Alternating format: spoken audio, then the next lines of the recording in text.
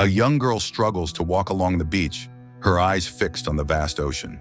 It feels like she's waiting for someone or something to emerge from the water. The scene then shifts to Mia, sitting in her room in the house her family recently moved into. She heads to school, where she notices the popular girls hanging out, clearly intrigued by them. Another girl, Sophie, approaches Mia and starts a conversation, asking why she transferred to this school. Mia explains that her father got a job in this city, so they had to move. Later, Mia approaches the popular group, trying to seem cool by asking for a cigarette, but they ignore her and walk away. Frustrated, Mia heads home. Her mother, Gabriella, comes into her room and gently says that the new environment might be tough at first, but she will adjust. Suddenly, Mia grows angry and snaps at Gabriella, demanding that she leave her room. Gabriella tells her not to talk like that, but Mia, in a burst of rage, shoves her.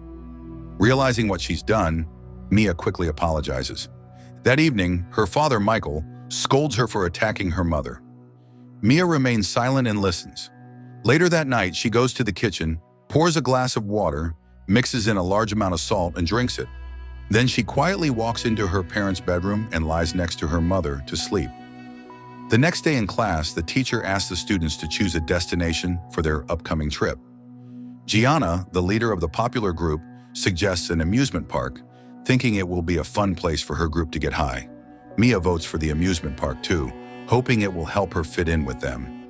Later, Mia tries to act cool by smoking, but one of Gianna's friends, Roberto, slaps her on the back as a joke, mocking her. Surprisingly, her act works, and the group asks her for cigarettes. They warm up to her and introduce themselves. Gianna, Nelly, and Vivi. As Sophie passes by, she asks Mia if the group is bothering her, but Mia dismissively tells her to mind her own business. Gianna then invites Mia to hang out with them. The girls go to Gianna's house, where Gianna asks her father to sign the consent form for the trip. Without even reading it, he signs. The group then hangs out in Gianna's bedroom, where they show Mia a pornographic video.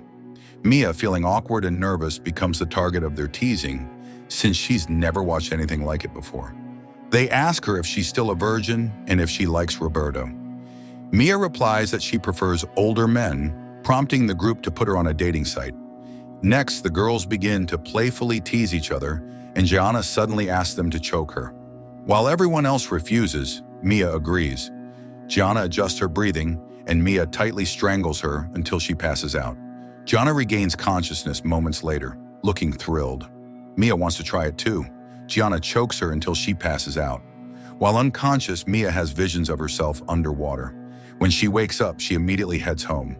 Next, Mia enters her house and notices her mother's fish tank. She opens the tank, grabs one of the fish, and eats it. Moments later, she rushes to the toilet and vomits. Her mother, Gabriella, comes to the bathroom and asks what's wrong, but Mia insists she's fine. That night, Mia receives a message on her dating profile from a middle-aged man named Teddy. She ignores it and goes to sleep. The next morning, Mia puts on makeup before heading to school.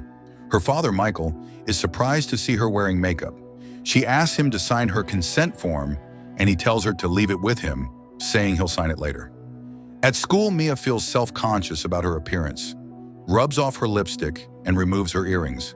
She notices the girls leaving the school compound and decides to follow them. They tell her they're going shopping. Later, Gianna takes a pregnancy test, and the group is relieved when the result's negative. Afterward, the girls go to the mall but don't buy anything. Instead, they shoplift. A security guard spots them, but they manage to run away before getting caught. The next day, Mia replies to Teddy's message and agrees to meet him. That same day, she gets her first period. She sits in the bathtub, shaves her legs, and suddenly notices her toes beginning to merge. Shocked, Mia stares at her feet in disbelief. Her mother knocks on the bathroom door, asking about the missing fish. Mia tells her she flushed them down the toilet. Gabriella becomes furious and slaps her. Later, Michael drives Mia to school. He scolds her for acting out of line and questions her about flushing the fish. Mia claims she doesn't know why she did it. Frustrated, Michael tells her she's not allowed to go to the amusement park. That day, Mia skips school and visits a hospital. She tells the doctor her toes started fusing after she got her first period.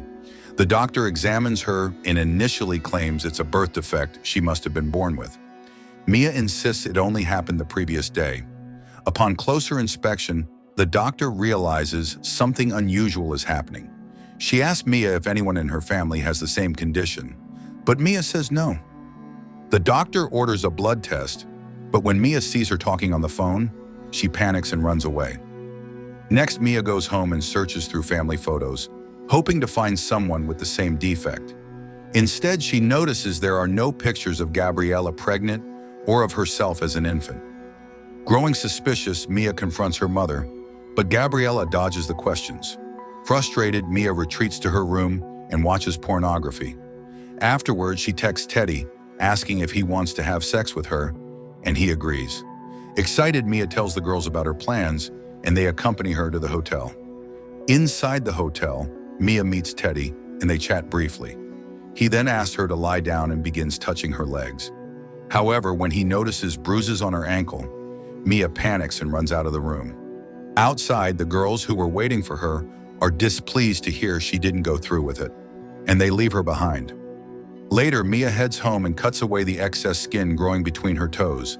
She places tape between them and puts on socks to hide it.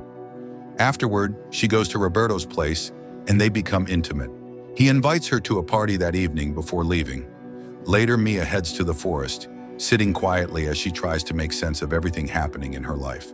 At home, her appetite for meat becomes so intense that it alarms her parents. She wears long trousers to hide her bruises and meets up with the group near a lake, where they smoke weed and drink. When Gianna gets too drunk, Mia takes her back to her house. In Mia's room, the two talk. Mia admits that she thinks she's adopted. Gianna shares that her parents are divorced and that her mother moved to the US years ago, promising to take her once she was settled. But it's been 5 years with no word. Mia then tells Gianna her father has forbidden her from going to the amusement park. Gianna fakes Michael's signature on the consent form so Mia can join the trip. The next morning, Gianna meets Mia's parents, who are unaware she spent the night. Later, Mia sneaks off to the trip without telling her parents. She hands the forged consent form to the teacher, who accepts it without question. While on the bus, Mia ignores her mother's calls. The group consumes drugs during the ride, and by the time they arrive at the amusement park, they are all stoned. Mia finds Roberto at the park and takes him to a secluded basement. They start to get intimate again, but Mia suddenly stops, angering Roberto, who storms off. Feeling unwell, Mia heads to the bathroom, where she discovers her belly button has disappeared. Her legs are covered in bruises and she collapses. In her unconscious state, she dreams of swimming freely in the ocean. When she wakes up, she vomits. The girls find her, and noticing the bruises on her legs and her state, try to help her. After returning home from the trip, Mia's parents sit her down for a serious conversation. They confront her about sneaking off to the trip, and Gabriella asks her to explain what's going on in her life. Mia stays silent, so Michael decides she needs to see a therapist. That night, Mia goes to bed naked and wakes up on the floor the next morning. In the morning, Mia is shocked to see scales that have fallen off her thighs and legs. She hides them under her mattress. Realizing she's late for school, she rushes out. During class, her teacher assigns her to dissect a fish in front of everyone. As soon as the class leaves, Mia grabs the fish and eats it. Sophie, standing at the door, sees this. Mia grabs Sophie by the neck and threatens to kill her if she tells anyone. Outside, Roberto confronts Mia, asking if she is clean because rumors about her bruised legs have been spreading. He worries she might have infected him. Mia reassures him that she's healthy. Later, Mia visits a therapist. She tells her that she's adopted and believes whatever is happening to her is inherited from her biological parents. That evening, Mia and Gianna sneak into Mia's parents' bedroom to look for adoption papers. Gabriella catches them and tells Gianna to leave. Mia confronts Gabriella, saying she doesn't believe she's her real mother and wants to know the truth. Disappointed, Gabriella admits that sometimes she doesn't believe Mia is her daughter either. The next day, Michael and Gabriella attend a wedding, but Mia refuses to go. Left alone, Mia eats all the fish in the tank. She then texts Gianna to meet up and takes pills with alcohol before leaving the house. They meet near the lake, where everyone is partying. Mia drinks heavily and lies on the ground, intoxicated. Suddenly, Gianna starts drowning in the lake. Without hesitation, Mia dives into the water. Her swimming skills are now extraordinary, and she manages to find Gianna underwater. After some effort, Mia brings Gianna to the surface and drags her to the shore. Gianna regains consciousness, but Mia, overwhelmed, runs home. In the bathroom, Mia examines herself in the mirror. To her shock, she discovers that gills have started forming on her ribs. Mia finds her legs covered in gray scales and tries to peel them off in desperation. Suddenly, Gianna arrives at her house and sees what's happening. Horrified, Gianna vomits on the floor and tries to clean it up. But Mia, furious, throws a bottle at her and demands she leave. Next, Mia applies heavy makeup and heads to another party. She climbs onto a table and dances provocatively, drawing attention from the crowd. The men at the party give her more drugs and begin kissing her. They then take her to a room, forcing her to perform sexual acts one by one. Next, Gianna bursts into the room and scolds the men for taking advantage of Mia. She tells them that Mia's legs are bleeding, piquing their curiosity. The men restrain Gianna and forcibly strip Mia. They are shocked to see her legs covered in a thin gray membrane, bleeding heavily. Gianna then tells them it's contagious. Then, Mia runs away.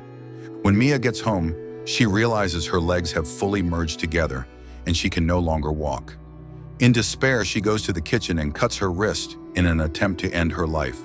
She collapses on the floor, unconscious.